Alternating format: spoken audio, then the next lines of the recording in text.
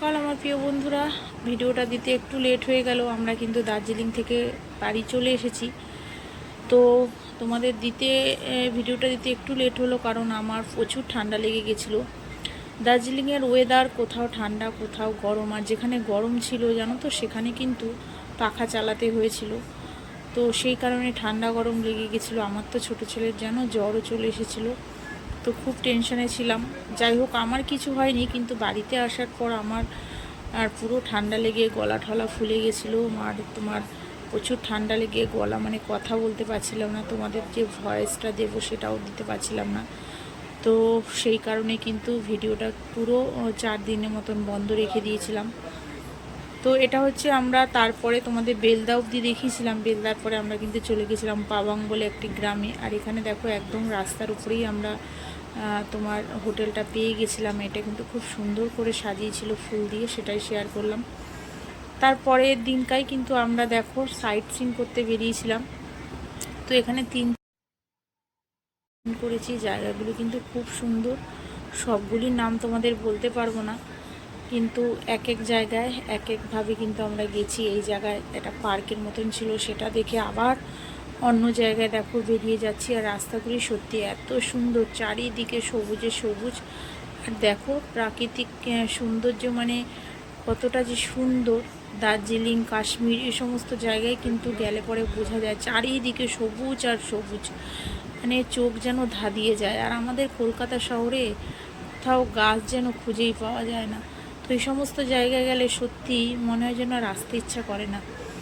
কিন্তু যার যার বাড়িতে তাকে তো আসতেই হবে, বলো। আমরা তো কোথাও চিরস্থায়ী থাকতে পারবো না। যেখানে যার থাকার জায়গা সেখানে তো তাকে আসতেই হবে। তো দেখো কত সুন্দর, দেখো তো এত ভালো লাগছিলো। আমি কিন্তু যেখানে যেখানেই তোমার সৌন্দর্য দেখছি আর সঙ্গে সঙ্গে কিন্তু ভিডিওটা করছি।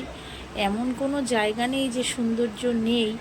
তো যেইটুখানি পেরেছি সেইটুখানি তোমাদের সঙ্গে শেয়ার করেছি। এরপরে চলে যাচ্ছিলাম আরেকটি সাইট সিনে। ওখানে কিন্তু বিরাট লেক শুনেছিলাম, আর ঝর্ণাও শুনেছি, কিন্তু ঝর্ণাটা আমরা দেখতে পারিনি। তো যাই হোক, এটা দেখো রাস্তাটা দেখো কতটা সুন্দর। একদম এই রাস্তাটা যেখান দিয়ে যাচ্ছিলাম ফাঁকা ফাঁকা রাস্তা, ভীষণ ভয়ও লাগছিল। তো যাই হোক, তোমার দেখো যাচ্ছি। আর এখানকার লেকটা কিন্তু ভীষণই সুন্দর, মানে গিয়ে তো অবাক হয়ে গেলাম। তো ওইখানে গিয়েও কিছু কিছু লোক দেখতে পারলাম যে না, লোক কিন্তু এখানে এসেছে। এটা অনেকটা ভেতরের দিকটা, দেখো লেকটা কত বড়। আর এখানে মাছ মাছ তোমাদের দেখাবো, চলো কত কালারিং কালারিং মাছ।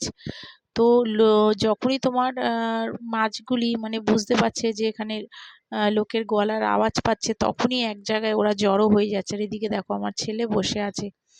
আর দেখো আমি চারিদিকে ঘুরিয়ে দেখাচ্ছি, দেখো কত সুন্দর, দেখো জায়গাটা। তো খুব একটা বেশি কিন্তু লোক নেই, আছে কিছু কিছু। তো একদমই এই জায়গাটা ফাঁকা ফাঁকা। তো এটা কিন্তু অনেকটা ভেতরের দিকটা। আর রাস্তাঘাটের অবস্থাও প্রচুর খারাপ। যেখান থেকে আমরা এসছি, প্রথম দিকে আমি তো আসতে চাইছিলাম না, কারণ ড্রাইভার বলছিল রাস্তাঘাটের অবস্থা ভালো না। তো যাই হোক, ঠাকুর ঠাকুর করে কিন্তু বেরিয়েছিলাম। তো জায়গাটা কিন্তু দেখো কতটা সুন্দর, ভালোও লাগলো। দেখো কিছু কিছু লোক এসছে, খুব বেশি লোক যে তা না। তো এই দেখো, চলো মাছগুলি তোমাদের দেখাবো। আর এতক্ষণে যেসব বন্ধুরা আমার ভিডিওটা দেখছো, তো যারা যারা এখনও সাবস্ক্রাইব করোনি, নতুন বন্ধু তাদেরকে বলছি প্লিজ একটা লাইক সাবস্ক্রাইব করো। আর যারা আমার পরিবারে নতুন এসছো, আমি কিন্তু ঠিক সময় মতনই তোমাদের পরিবারে চলে যাব। তো তোমাদের উপহারটা দিতে। আমি জানি 2-3 জন এর মধ্যে নতুন এসছো বন্ধু, তো আমি ঠিক সময় মতন তোমাদের সাবস্ক্রাইব করে দিয়ে এসছি। আরও 2-1 জন বাকি আছো, আমি কিন্তু করে দেবো। আর দেখো এই সেই মাছগুলি, দেখো কত মাছ, দেখো এখানে কালারিং কালারিং মাছ, শুধু দেখে নাও। মানে এত মাছ, যেখানেই তোমার মানে লোকের আওয়াজ পাচ্ছে সেখানেই এরকম মাছ জড়ো হয়ে যাচ্ছে। তো সত্যি। আর যদি এখানে আমাদেরই এক তোমার বৌদি ভাই, সে কিন্তু তোমার আবার ব্যাগে করে রুটি নিয়ে এসেছিল। সে আবার রুটি দিয়েছিল, তো আরও মাছের ঝাঁক চারিদিকে চলে এসেছিল। তো দেখো কতটা সুন্দর জায়গা, শুধু লেকটা শুধু দেখো। তো মাছগুলি শুধু দেখছি আর অবাক হয়ে যাচ্ছি, কি বড় বড় মাছ। আর দেখো কতটা সুন্দর, পুরো ঝাঁক বেঁধে রয়েছে এরা। তো খুব ভালো লাগছিলো। আমার ছোট ছেলে তো ভীষণ আনন্দ পেয়েছিল। আর এখানে দেখো এটা আবার আরেকটি পার্কে গেছিলাম, আর ওখানে দেখো কি সুন্দর দেখো সাজানো। আর এখানে কিন্তু দেখো একটু তোমার ছবিও তুলে নিয়েছিলাম। তো এটাও খুব সুন্দর একটা সাইট সিন। তো এই পর্যন্তই তোমার সাইট সিন ছিল পাবং অবধি। তারপরে পাবংয়ের পরেই কিন্তু আমরা পরের দিনকাই কিন্তু মানে আমাদের ট্রেন ছিল। তো সেখান থেকে আমরা কিন্তু ট্রেনে উঠে পড়েছিলাম। আর এটা দেখো সাইট সিন করে, এটা হচ্ছে ভোরবেলা যেদিন আমরা বেরিয়ে যাব। দেখো কাঞ্চনজঙ্ঘা পুরো পরিষ্কার দেখা যাচ্ছিল। তো একটু তোমার ভিডিও করে নিলাম তোমাদের সঙ্গে শেয়ার করব বলে, একদম আমাদের ব্যালকনি থেকেই দেখা যাচ্ছিল।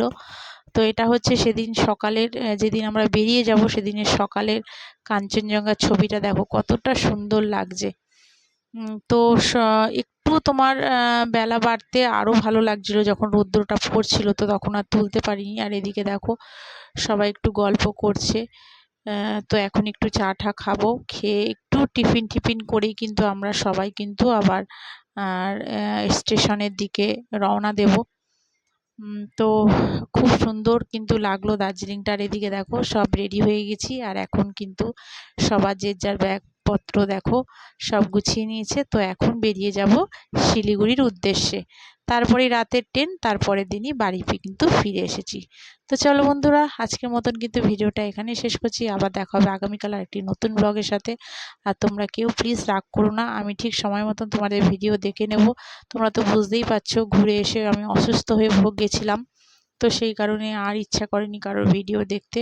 আর আসার পর তো প্রচুর পরিমাণে খাটাখাটনি তো জানোই, কাচা ধোয়া তো আছেই। ঘুরতে যাওয়া না তো, মানে ঘরে এসে সমস্ত ঘরদোর পরিষ্কার করা, আবার এদিকে যে জামা কাপড় সব ধোয়াধুয়ি। আর শীতকালে তো বুঝতেই পারছো জামা কাপড় বেশি পরে। তো যাই হোক, চলো আজকের মতন টাটা।